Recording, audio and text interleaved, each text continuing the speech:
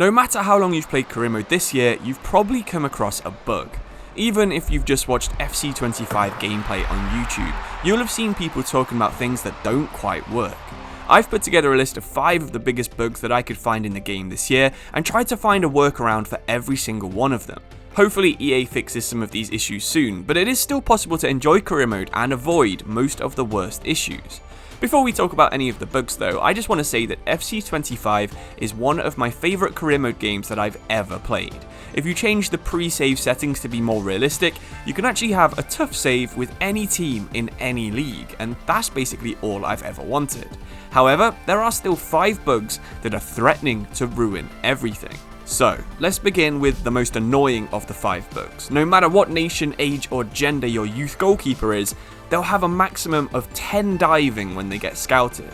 This is awful, and especially if your player is 17 or 18, because there's just not enough time to train them to be a usable level to actually play at any division on the game. In fact, I tried to see how fast I could improve the diving skill, and on normal development speed, I got a keeper to go from 10 to 17 diving in about 6 months. I think it probably is possible to make it catch up with the rest of the stats by the time you promote your player, and if you can do that, it's probably not actually that big of a deal. Annoyingly though, it means that other stats are going to fall behind too, because to increase diving, you also have to increase 2 other goalkeeping stats, and that can make your player look a little bit ridiculous when he's 80 in 2 things, 40 in 1, and 60 in the other 2 things. The next bug is actually very similar, and I imagine both of the first 2 will get fixed in a patch very soon, but youth players will never generate with more than 15 heading accuracy either.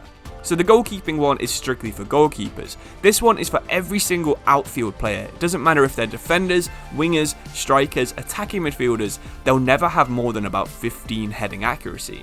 For most people, this doesn't really matter, but the footage that you've been watching on this video is from my Lillestrøm career in Norway, where I'm actually trying to use a target man and 2 fast wingers to score a lot of headers. Even when you try to scout someone who's specifically a stopper in defence or a target man striker, you'll still get a player who just cannot head. Sure, there are definitely worse attributes that this bug could have happened to. If it was dribbling or if it was sprint speed, then the game would basically be unplayable. But it does make any strikers and any defenders you scout almost unusable. Look at this guy that I've scouted here. He has literally 1 heading accuracy, and I've been putting him on a focus that boosts it already for the past 3 months. I'm sure EA will probably fix this by the end of October, but it does kind of make me not want to start any long-term saves until then. The problems with heading accuracy and diving can be avoided though, because it seems like players that are generated in ways that aren't through the academy system, so think about people like pre-gens, regens and free agents, don't seem to always have this bug. This applies to both the heading accuracy and the goalkeeping diving stats, so there are still ways to get young goalkeepers that are usable.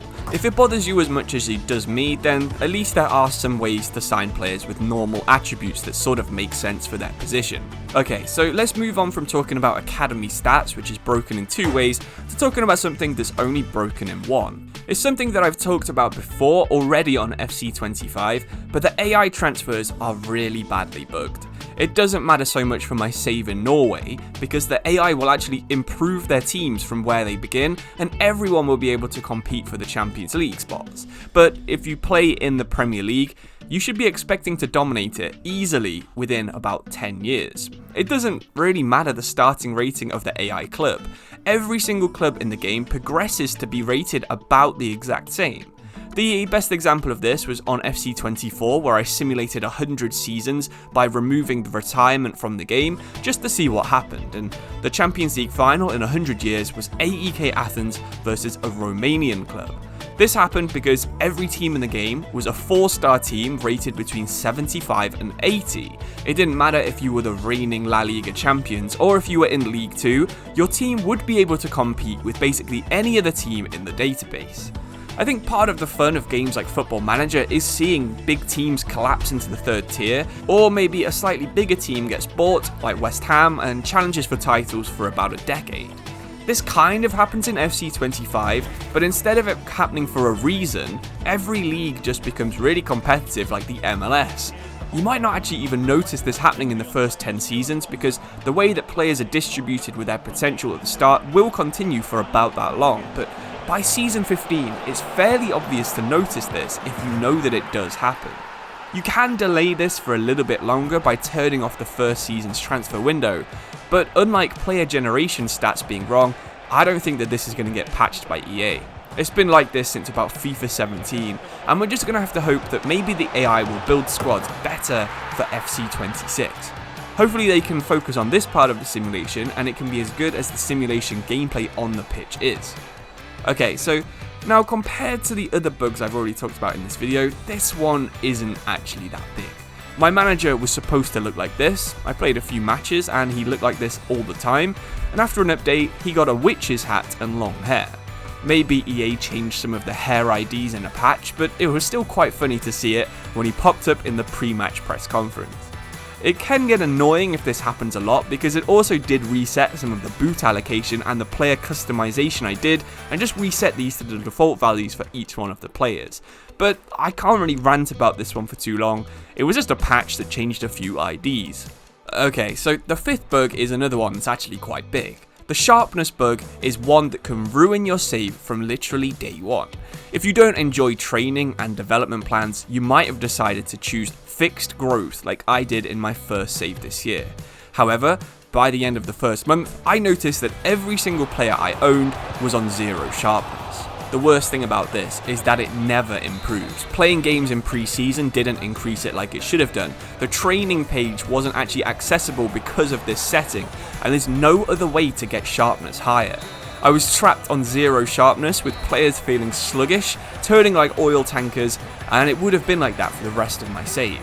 This one is actually quite easy to fix though. All you have to do is change this one pre-save setting and your save will be fine. I'm sure this has already killed thousands of saves, including mine. I know a lot of people like to create custom managers and spend ages making them just to lose them because they've left this one setting on. EA, please fix. But don't get me wrong, I've talked about 5 bugs in today's video, but FC25 career mode is actually really fun. I don't know what it is about the simulation gameplay, it just makes everything so much more enjoyable. The player faces are so much better thanks to Cranium. Almost every player looks unique and a lot more like how they should look than they did on any of the other past FIFA games. I think this is what actually makes the Youth Academy glitches a little bit worse, because you can get some really cool looking Academy players that you can't wait to use, and then you realise they're 5'11" with 6 diving. You're not going to play this guy in goal, and it just needs to be fixed. The same with the AI transfers. They don't really seem to ever buy the player that makes sense. I don't know if this is going to be an easy fix, but hopefully it is, because if AI transfers and the Youth Academy gets fixed, I think that this could be the best FIFA career mode of all time. Let me know what your thoughts are in the comments below, and of course thank you so much for getting me to 100k. I'll see you soon for another video that's probably going to be a little bit happier. I'll see you soon. Cheers and goodbye.